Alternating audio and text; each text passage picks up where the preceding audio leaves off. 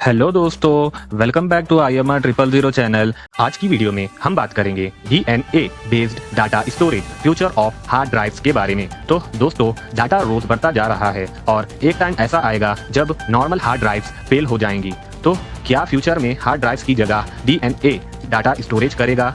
हाँ भाई, DNA जिसमें अब तक इंसान की जेनेटिक डिटेल्स होती थी, अब डिजिटल डाटा भी स्टोर हो सकता है। चलो सिंपल में समझते हैं DNA स्टोरेज क्या है, किस तरह काम करता है और फ्यूचर में क्या पॉसिबिलिटीज हो सकती है। DNA डाटा स्टोरेज का मतलब है डिजिटल इंफॉर्मेशन को DNA के अंदर स्टोर करना। जैसे हम डाटा को पेन ड्राइव या हार्ड ड्राइव में रखते हैं, वैसे ही अब DNA में स्टोर किया जा सकता है। साइंस के हिसाब से 1 ग्राम DNA में 215 पेटाबाइट्स तक डाटा स्टोर हो सकता है, मतलब करोड़ GB एक चुटकी के साइज में स्टोर हो सकते हैं। और सबसे बड़ी बात, ये थाउजेंड्स ऑफ ईयर्स तक सेफ रह सकते हैं बिना किसी पावर सप्लाई के। अब सिंपल में समझो इसका प्रोसेस। स्टेप 1, हमको अपना digital data, videos, files, photos को बाइनरी कोड में कन्वर्ट करना है, यानी 0 और 1 में।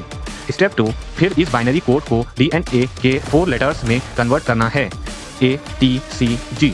स्टेप 3, उसके बाद लैब्स में रियल DNA स्ट्रैंड बनाने जाएगा जिसमें यह डाटा होता है। स्टेप 4, जब डाटा चाहिए होता है तो DNA को रीड किया जाएगा DNA सीक्वेंसिंग से और फिर ओरिजिनल फाइल वापस मिल जाएगी। चलो एक छोटी कंपैरिजन देख लेते हैं। Normal drives, normal hard drives कुछ सालों में खराब हो जा सकती है, लेकिन DNA थाउजेंड्स ऑफ ईयर तक सेफ रह सकती है।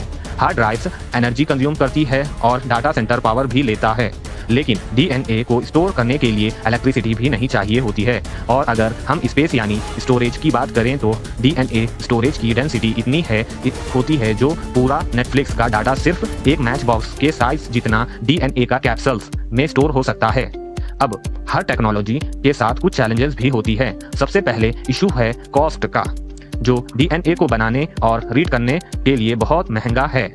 दूसरा इशू ये है कि इसकी स्पीड भी स्लो है, मतलब रियल टाइम डाटा यूज के लिए यह प्रैक्टिकल नहीं है। और तीसरा इशू ये है कि मास लेवल पे यूज करने के लिए टेक्नोलॉजी को और इम्प्रूव करना होगा। तो अभी DNA स्टोरेज का यूज कहाँ हो रहा है? एक्चुअल स्टोरेज में यूज हो रहा है, जहां डाटा को सिर्फ स्टोर करके रखना होता है फ्यूचर के लिए। दूसरा ये है कि हिस्टोरिकल डॉक्यूमेंट्स, कल्चर, अचीव्स और साइंटिफिक रिकॉर्ड्स, ये सब कुछ DNA में स्टोर किया जा रहा है। आने वाले टाइम में जैसे जैसे कॉस्ट कम होगा, ये टेक्नोलॉजी सबके लिए एक्सेसिबल होगा।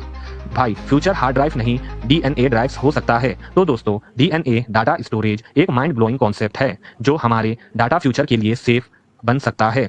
आपको क्या लगता है, क्या फ्यूचर में हम अपनी पर्सनल फाइल्स DNA में रख सकेंगे? कमेंट में ज़रूर बताना। अगर आपको यह वीडियो पसंद आया हो तो लाइक करो, चैनल को सब्सक्राइब करो और IMR 000 के साथ जुड़ जाओ डेली स्मार्ट अपडेट्स के लिए। मिलते हैं नेक्स्ट वीडियो में, तब तक के लिए थैंक यू।